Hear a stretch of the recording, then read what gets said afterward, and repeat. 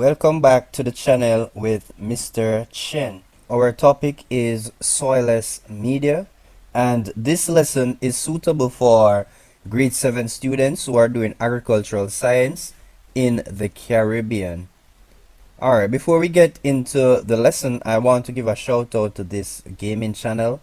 The name of the channel is Silent Kill Free Fire. Alright, so if you are interested in games, then you can go over and check that channel out. Alright, so let's get into the lesson.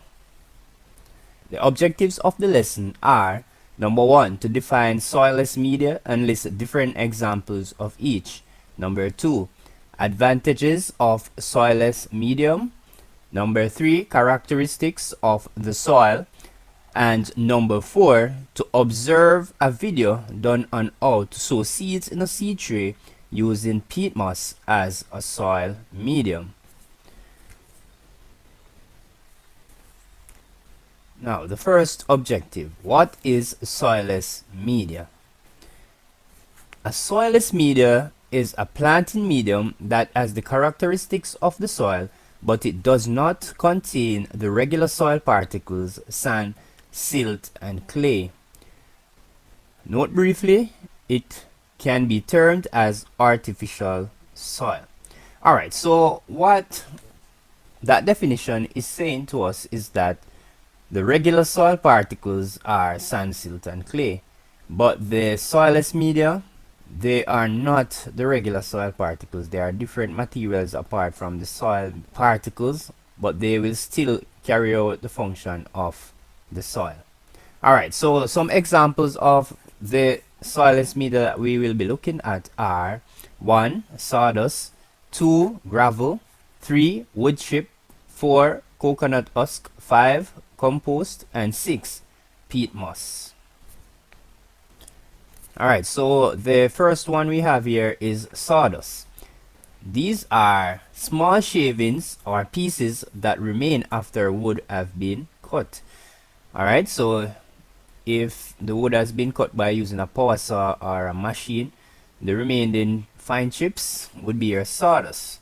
Now, some benefits or uses of these sawdust are: number 1, it can be added to compost. Number 2, it will eventually decompose and release nutrients.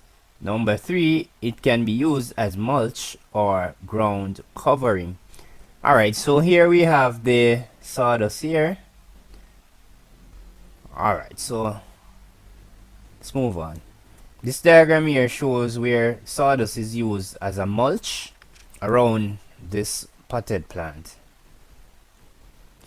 So the sawdust is placed around the plant in the pan, and what will happen is that it will keep down the growth of weeds as well as it will keep water in the soil for the plants. Alright, a key point for you to know is that sawdust is not rich in nitrogen. Alright, the next soilless medium is gravel. Gravel is rock particles that is of size 2 to 32 millimeter in diameter. Of course, as you can see, is that the gravel is derived from rocks. So yes, gravel is derived from rocks, and so are the soil particles, sand, silt, and clay. However, the difference is the size. Alright, so as you can see, the gravel is much more larger than sand, silt, or clay. And what it means by diameter, it is mean the measurement from one end of the gravel to the next. Say for example, this particle here, the measurement from here to here would be the diameter. Alright, some uses of gravel. Number 1, it is used as mulch. Number 2, it is used for planting crops in systems such as aquaponics, trought culture, etc. And 3rd, it is used in potting mix for drainage. Alright, so this table here, it shows the size of gravel in millimeter, and it is as compared to sand, silt, and clay. Alright, so here we have the coarse gravel, which is 16 to 32 millimeter in diameter. the medium gravel, which is 8 to 16 millimeter in diameter, and your fine gravel, 4 to 8 millimeter in diameter. Very fine gravel, 2 to 4 millimeter in diameter. Alright, so that's for the gravel. And as you can see now, the sand, which is smaller, is 2 to 0.2 millimeter in diameter. The silt is 0.02 to 0.002 millimeter in diameter. And last but not least is the clay, which is the smallest of them, and it is less than 0.002 millimeter in diameter.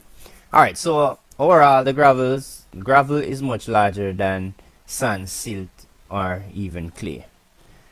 Alright, in this diagram it is shown where in this potted plant here the gravel is used as a mulching material. Alright, and what that can do is the gravel, when it is used as a mulch around plants, is that this plant will not be able to send up a lot of suckers, or it won't be able to grow weeds, and it will have a lot of moisture for the plant.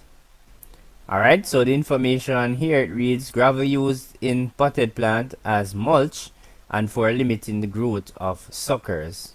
And the key point here to note is that gravel is non-sticky. Alright, so it can be used as a very good drainage material because it will not stick. But what you have to know about it is that you have to constantly be adding water. So once it is used in a situation where you're going to plant your crops in, you have to add a lot of water to it. So we'll look at another diagram where that is the case. Alright, so this diagram here shows the use of gravel in an aquaponics system. So let's read the information here.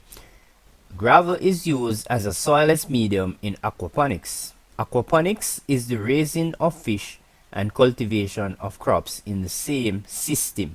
So this is the trought here that the gravels are placed in, and it's above the fish tank here.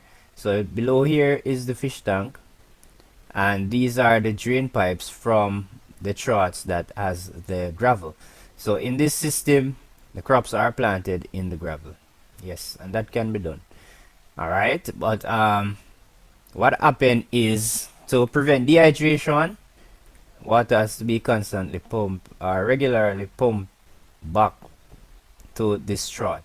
So looking at this system, how it works is that when this water is filled with all the waste from the fish and ready to be changed, it will be pumped into these bins with the gravel. The gravel will filter out the nutrients and the solid parts, and the water, the clean water, will run back to the tank.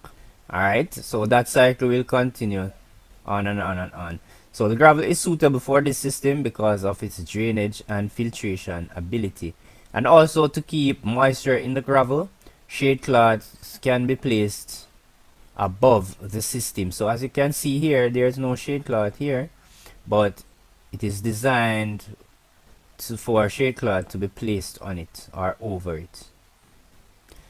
Alright, the next soilless medium is wood chip. And of course, these are large shavings of wood. They are much larger than the sawdust. They are similar, they have the same function, but they are much larger than the sawdust. So wood chip, the use of wood chip. So wood chip used as mulch to prevent weed growth and conserve water. So this title here is for the diagram that is in the picture here. So here the wood chip is shown to be used as a ground cover around this palm tree. So what happened, there will be more water being conserved in the soil for the plant, and there will be no weeds growing here. So it helps to control the growth of weed. Alright, some other uses of the wood chip are, it is used as mulch, as we just observed. 2, it is added to compost to be decomposed. We will soon look at the term compost. Alright, third point, it releases nutrients when it is decomposed. So even when it is used as a mulch here, over a period of time it will be decomposed and it will add nutrients in this area of the soil and the plants will be able to use it. Alright, The other soilless medium is coconut husk, or what is referred to as kaya. And the definition for it is, this is the mesocarp of the coconut fruit. Alright, so we are going to look at a diagram shortly where you can identify the mesocarp of the coconut fruit. Alright, the uses of the coconut husk. It is used as mulch. Okay, and this is ground covering. Number 2, it can be added to compost, of course. That is, there is where the coconut husk will be decomposed to form nutrients. And third, it is refined and added to potting mix. So you can actually refine the coconut husk and mix your soils and use that soil in containers to plant your crops in. Alright, so here is a diagram of the coconut fruit. So the outermost part of the coconut fruit is referred to as the exocarp. Then the second part here is referred to as the mesocarp, which is referred to as the husk or the kaya. So this was the part that we are referring to. And the endocarp is the shell of the coconut, and which is the inner part here. And of course, you know that it is referred to as shell. Alright, the white part, which is referred to as the meat, is termed as the endosperm. And the water is termed as the liquid endosperm. Alright, so this diagram here should help you with the definition of the coconut husk. Right, so let's move on. Alright, let's read what this diagram is saying. Coconut husk is used as mulch in potted plants to prevent weed growth and conserve water. So in this diagram, it is showing where coconut husk is used as a mulch or soil covering. Yes, it will add to the appearance of the plant. It will make it look more attractive, and also when it is broken down, it will add nutrients to the soil medium here for the plant. This plant here is the crown of thorn plant. Alright, in this diagram, let's read what it is saying here. Coconut husk used for growing seedlings in or for sowing seeds in. So here, this diagram is showing you where a seedling is being placed in this container, and the soil medium here is the coconut husk. So if you have your seedlings and you want them to grow at a much larger size before putting them out in the field or in a bigger container, then you can always put them in a bigger container and use the coconut husk as a soil medium. Also, you can sow certain seeds in them for germination. Alright, a key point to be noted about coconut husk is that it is very acidic. So if you decide to use coconut husk in your soil medium, it's very important that you add. Alright, so if you decide to use coconut husk as a soil medium, then it is very important for you to know that you should always add an alkaline substance to it to neutralize it, such as your baking soda or your white lime. Because if the crops do not need an acidic condition, then they will not be able to take up nutrients properly in an acidic condition. Most crops prefer a soil medium that is alkaline or slightly acidic or slightly alkalinic. So the other soilless media is the compost, and the definition is: compost is the decomposed remains of plants and animal parts that were placed in a heap to decay. Alright, so we have your peelings from your kitchen, waste cabbage, waste from carrots, your waste from your onion peelings, your lettuce, leaves, bushes. You can put them in a heap to decompose. Alright, so this area here is showing a compost heap, and the compost heap is where you place those materials from your plants and animals to decompose or rot. And this dark remain that you have here is what is referred to as your compost, and it is very rich in nutrients. So in the compost heap, you will have animals such as worms that will help with the decomposition, and also you have a lot of microbes, anaerobic and aerobic, that will also help with decomposition. So the air here that you are using should allow oxygen to come in, and you should also stir it and add moisture to it, and that will help in the decomposition of these plant and animal materials. Alright, the key point here to note is that compost is dark in color. Very important point, and there's a reason for that, and we'll come at that reason shortly. Alright, let's look at some different ways in which we can use compost. Alright, so number one here, it is added to potting mix. Okay, number two, it is used as a mulch or soil covering. Number three, it is used as soil medium for sowing seeds in. Alright, so in this diagram, let's read what it says. Compost used for sowing seeds in. So here is a container, and the soil medium that is used here is compost. And in this particular diagram, the seeds that are sown here are pak choi seeds. And this is just a regular bottle, water bottle, that is cut, and holes are made into the bottom of it for drainage. Alright, this diagram here shows compost used as mulch around potted plant to keep it free from weeds and moisture loss. Alright, so here again, this compost is used as a mulch, and it is very important to note that this compost will also add a lot of nutrients to this plant. Alright, important points to note about compost.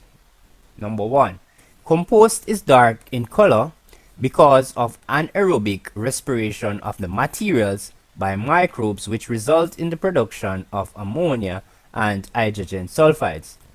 Number two, compost is rich in nutrients. Very important to know. Alright, the other soilless medium is peat moss. Now the definition of peat moss is, this is decomposed moss plants. Alright, so moss here is a category of plants, and it prefers air that is moistened, such as your forest, etc. So the peat moss is partially decomposed or just fully decomposed moss plants. Alright, so here is the appearance of the peat moss, and some of the uses of it are: it is used as potting mix. 2, it is used as soil medium for growing seeds in, and of course it is used commercially for this particular purpose. Number 3, it is used as a mulch. Alright, so in this diagram it is shown where the peat moss is used as a soil medium, and in this picture here you have cabbage seeds in the peat moss which are in trays, and this is done on a commercial basis. In this diagram here, these are showing tomato seedlings growing in the peat moss in these trays, and it is done commercially for sale. Alright, in this diagram, peat moss is used as a potting mix. So the plants here in this container, it is planted directly in the peat moss. So it is used as a soil medium directly. Alright, so we have completed looking at the different soilless media. Let us now look at some advantages of soilless media. Alright, number 1, it lessens the transfer of diseases because it is cured during preparation, unlike the regular soil. Alright, very important for you to know. Number 2, it is lightweight, which makes it suitable for hydroponics, aquaponics, container farming, and vertical farming, etc. Number 3, the medium can be created to meet crop requirements. Very important. So let's go back to number 2 here. As stated here, it is suitable for these different systems. Unlike the soil, the regular soil is not so suitable. Alright, it can be used, but in some of the systems. So the regular soil might not stick well to the plant roots. It might be too loose, but the peat moss, for example, is very good. The plant roots will hold them very well and keep them intact. Alright, for number 3 here, the soil that you can normally farm is your loam soil. So you can make your soil according to the requirement of your crop. You can manipulate them. So for example, you can make a soil that have a lot of drainage if you want, by using gravel in it. You can make it very light if you wish. So suppose you don't want it to be heavy, so you're doing container farming and you want the containers to be light, then you can go ahead and use other soilless media to make it light. Alright, so now, as you can recall, we said that soilless medias, they have the characteristics of the soil. So as a reminder, let us go through these 4 characteristics of the soil.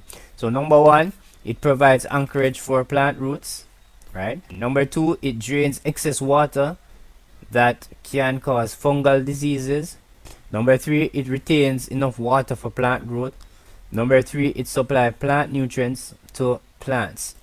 So note briefly, soilless media has all these characteristics.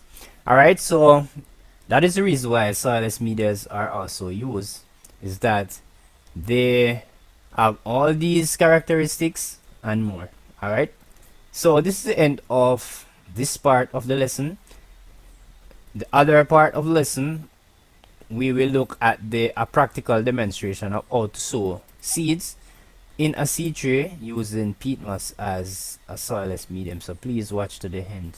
Welcome back to another practical session with Mr. Chen. Alright, today I will demonstrate to you how to sow seeds in a seed tray using peat moss as our soilless medium or rooting medium. Alright, before we get into the demonstration, I want to show you a tray with some pop choice seedlings. Alright, so here I have a seed tray with pop choice seedlings.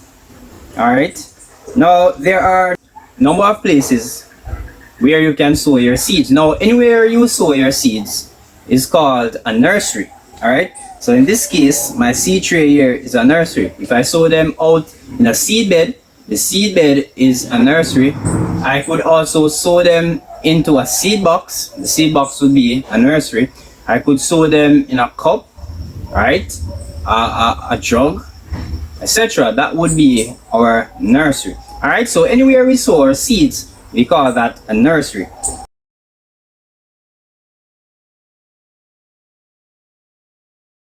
Now, before we get into the demonstration of how to sow seeds in a seed tray, let us look at the advantages of sowing seeds in a seed tray as compared to sowing seeds outdoor in a seed bed. Alright, number 1, when you sow your seeds in a seed tray, you can easily take care of them on your veranda, in a greenhouse.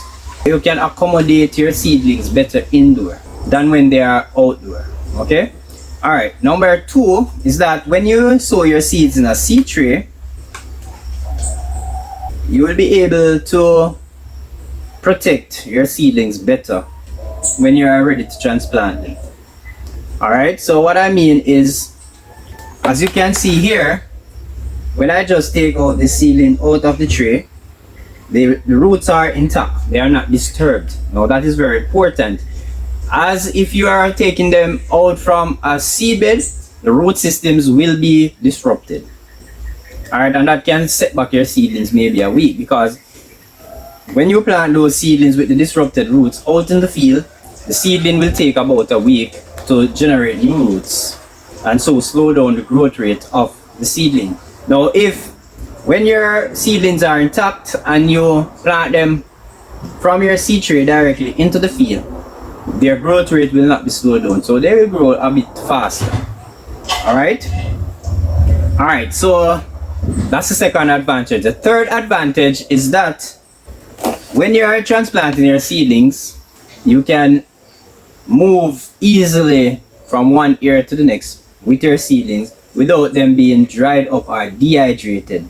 And number 4, if you're going to operate a seedling nursery business, if you're going to sell seedlings, then you want to sow your seedlings in trays, because when the consumers or customers come to purchase seedlings, it would be easier for them to transport these seedlings without them being damaged or dehydrated, etc.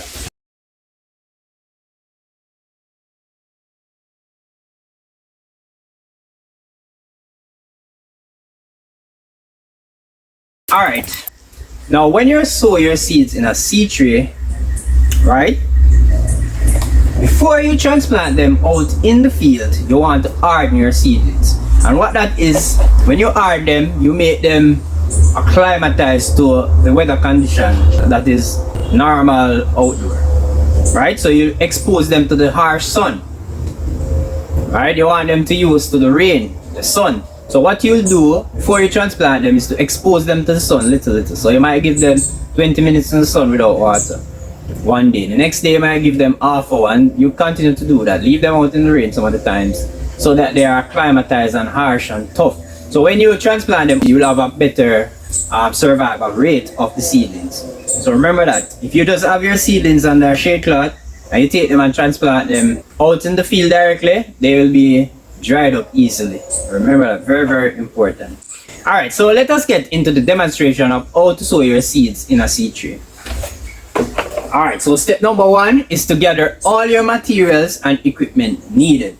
Alright, so here I have my seed tray.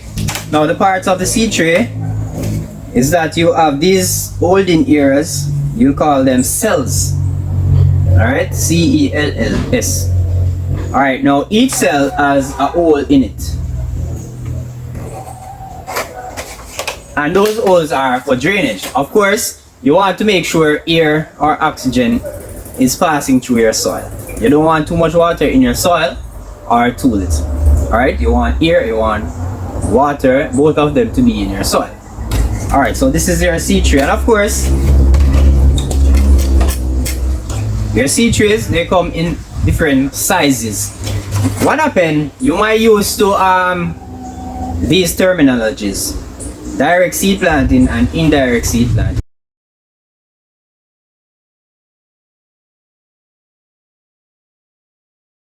Now your seed tray is a form of indirect seed planting, meaning you plant your seeds in a seed tray. When they turn seedlings, you transplant them out in the field, right? Direct seed planting is when you plant your seeds directly out in the field for them to germinate. Okay? So the seed tray is normally used as an indirect method of seed planting. Now, you might also be familiar with the idea that, okay, there are some seeds that are ideal to be transplanted directly out in the field, and there are some that are suitable for transplanting indirectly.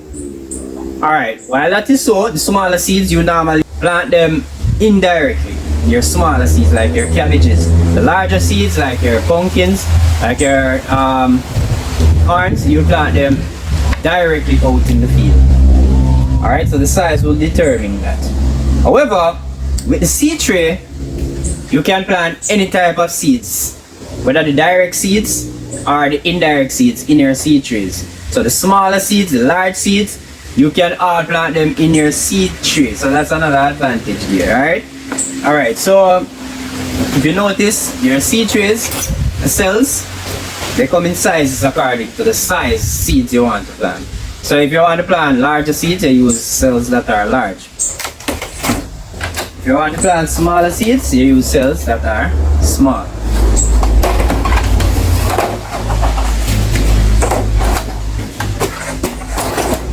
Alright, here we have watering can. Alright. Here, hand shovel.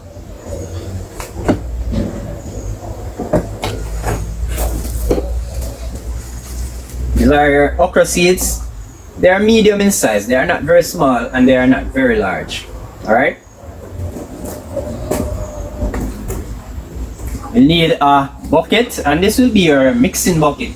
This is where we're going to mix the peat moss in, because we're going to wet the peat moss before we actually put it in the seed tray.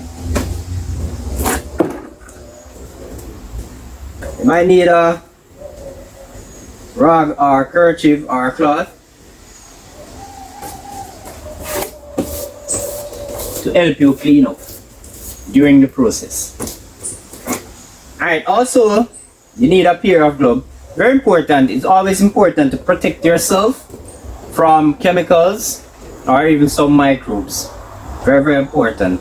Those can be dangerous to you, to your health. Alright, also you're going to need water. Alright, so let's move to step number 2. So we're going to select our seed tray. So I'm going to select the seed tray with medium sized cells. Alright, good. Now, the peat moss, this is the peat moss. Next step is I'm going to get the bucket and I'm going to put the peat moss in the bucket. I'm going to put enough that I'll need, alright?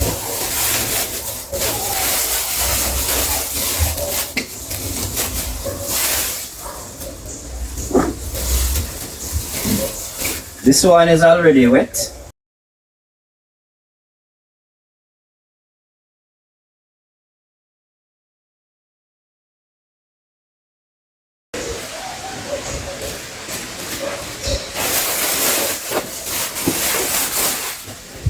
Well, I think that amount will be enough. But I have enough, so if I'm going to need more, I have excess. So you should always try to have excess. Alright, so if it was dry, then you would have to go and wet it. But it's already wet. Alright, and this is good enough. So after I mix my peat moss and moisten it, then I'm going to 3/4 fill the tray, the cells, with the peat moss. Alright?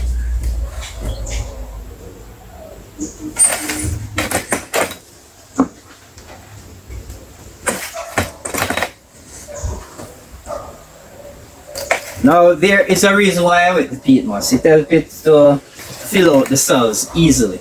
If it was dry, it would be difficult. When you start to apply the water to it, it will be difficult to absorb the water while it is in the tray. So I find it very easy to wet the peat moss first.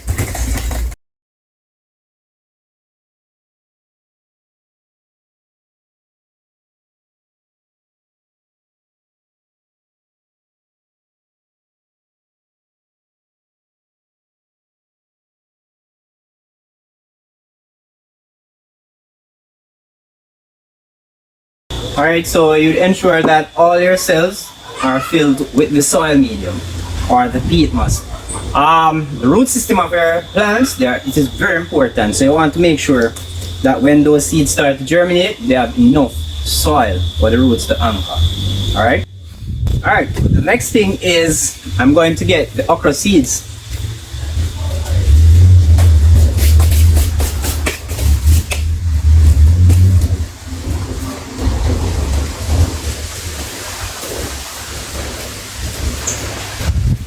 Now these okra seeds were purchased from the farm store in my area. So of course those producers or retailers, if you notice, those seedlings, they will come treated. So what I mean is that they apply insecticides to them to protect them from insects. Alright, so if you notice, they have a pink color on them. Now that's the color of the insecticide. They are normally brown in color, naturally brown in color. Alright? So with these seedlings, they are inorganic seedlings. They are not organic. Okay? Alright. Now that I have my seeds, I'm going to put 1 seed per cell. These seedlings are medium in size, and I'm going to put 1 seed per cell. Now what I'll do is to put the seed in the middle of the cell, and I'll compact it.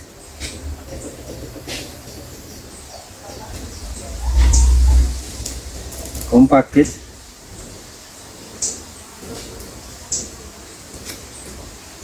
I am not covering them now, so I'll be able to see where I'm putting them, so I will not make a mistake and put two in a hole. Alright? So I put one in a hole or a cell.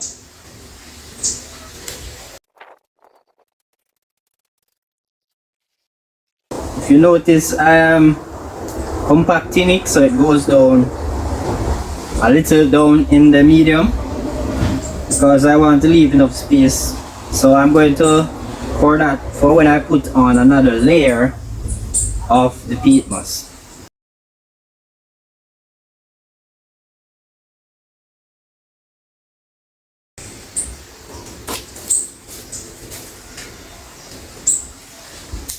Also, I want to remind you that you can also make your own medium, your own root medium, using different soilless mediums.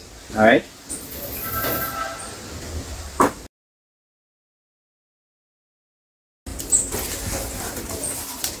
Alright, so all the seeds are in the cells, in the middle of the cells.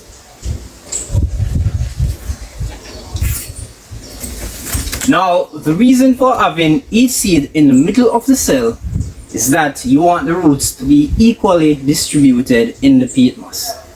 Alright? Now, the next step, after you place your seedlings in the tray, the next step is that you're going to cover those seedlings. Alright? So you're going to get some additional peat moss and you're going to just cover.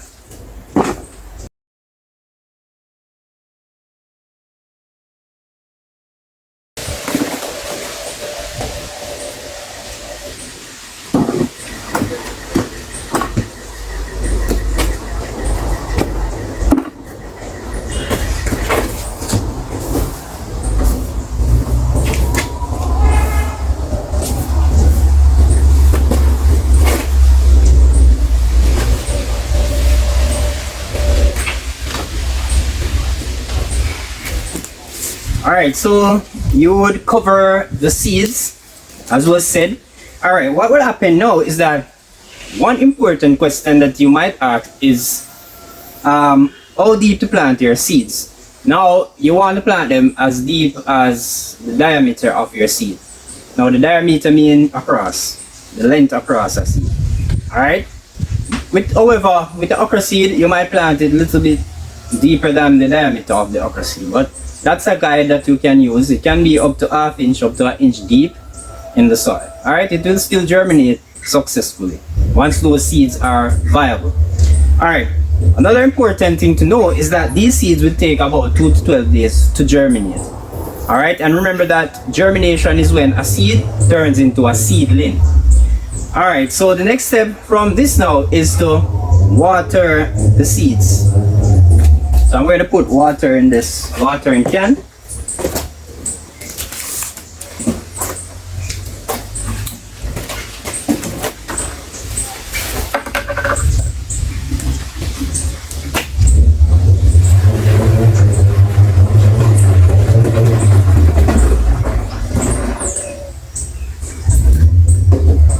Now, the important thing, why do I use a watering can and not the watering bottle? The watering bottle, because the mouth is so large, the water will come out in a large force and wash out the seeds and even the peat moss. So I don't want to use the bottle.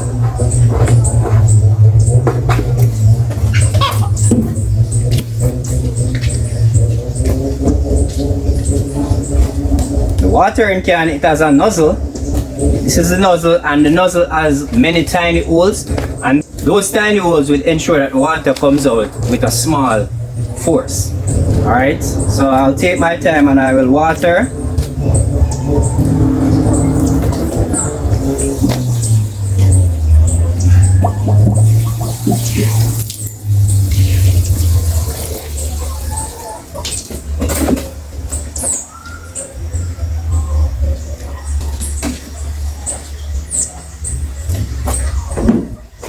Alright, so once your seedlings are already sown in this seed tray, what you do is to place it at the ear of your choice on your veranda in your greenhouse. But what you want to do is to ensure that a lot of sun don't catch it initially for at least the first 3 days.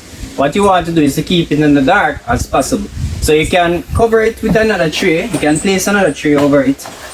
And what that will happen is that it will keep the area moistened, so you don't have to water every day. Alright, another thing is that seeds germinate better in the dark. When they start growing, they will need the light. The shoot system will need the light. The roots will need the dark. Alright, so what you'll do is to cover it up, you can use another tray. And you want to check 2 days after and onward to make sure that the seeds, once they start germinating, you remove the seed tray. Alright, so you can place them in your nursery, and anywhere you put them is your nursery. You don't want water to be eating them, you want them to keep warm. You want air to be catching it to remain moist and in the dark and free from pests.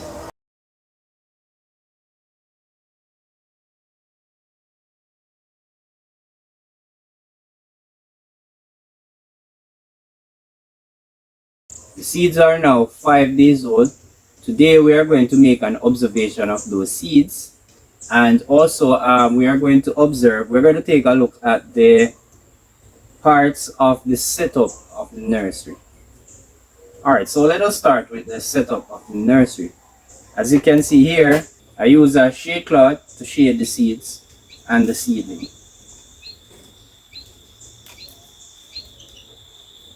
So the shade cloth, it will basically limits the amount of sun that will catch the seeds. In some cases, it will also protect the seeds from certain insects if it is fully covered. In this case, it was not fully covered. Alright? Alright, what I did was to make a stand out of board, and this stand is basically to support the shade cloth. Now, what I would advise is that if you're going to do it, if you can use PVC pipes, it will be more durable for you in this weather. The board will rot after a while, but if you want to go into it and stay for a long time, PVC pipes would be a better option. Alright, so let's look closely at the seedlings. So I'm just going to remove the stand. The advantage with this setup is that I can move it very easily. Alright, I can move the parts very easily. Alright, so these are your seedlings at 5 days old. Some of them started to germinate. As you can see, some are growing very tall. You don't want them to grow very tall. The reason for that is because of the shade cloth. The shade cloth is there and it's limiting the sun. The seedlings will try to grow towards the sun, hence the stem will get very tall and slender and weak. You don't want that. So what we can do to prevent that is we can use a shade cloth that will allow more sun to catch the seedling. So we can take off this shade cloth that limits a lot of the light, and we're going to put another one that will give the seedlings more light. Alright, and that way it will prevent etiolation, which is the overgrowth of the stems, and they are normally weak, and that is caused by the stem growing towards the sunlight. They're trying to get as much sun as possible. So shoot system normally grow towards the sun. Alright, so these are the seedlings. So as you can see, the tester is still on some of the leaves. So this is what is called their first leaf. These were once the cotyledon of the seed. Of course, the okra is a dicot seed. It has 2 cotyledons. There, so as you can see here is that the cotyledons, when the seeds are germinating, they will come above the soil. So that is why you will notice the tester is above the ground here, because these were the cotyledons. These first leaves, these were the cotyledons, right? So they come above the soil level, which is here. Alright, so what you should also notice is that some of the seeds are not yet germinated. Some of them are still germinating. As I said, okra might take 2 to 12 days to finish germinating. If not, we can replace those cells back with other okra seeds. We're having about 50% germination rate at the moment. So we're going to observe them for we're going to keep observing them until 12 days. And also we're going to record the germination rate. That is very important. We want to know if those seeds were viable or not. Alright, if they're not viable, then we won't replant. We won't sow them back. We get another set of okra seeds and sow them. This is basically the end of the practical demonstration. Always remember to stay tuned, subscribe to the channel. I'll provide you with detailed information as I promised. Alright, to support the channel, please share the video with a friend.